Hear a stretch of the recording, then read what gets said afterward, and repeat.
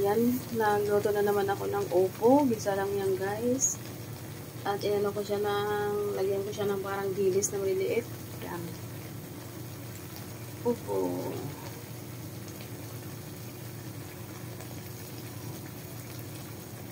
Yan ay luto ng Chinese recipe. Very easy lang, guys, ang pagluluto niyan. Easy lang.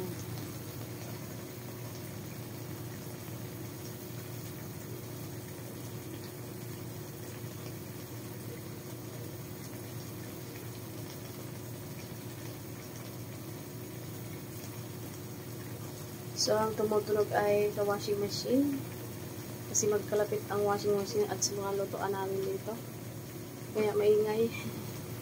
Yan. So, takpan muna natin.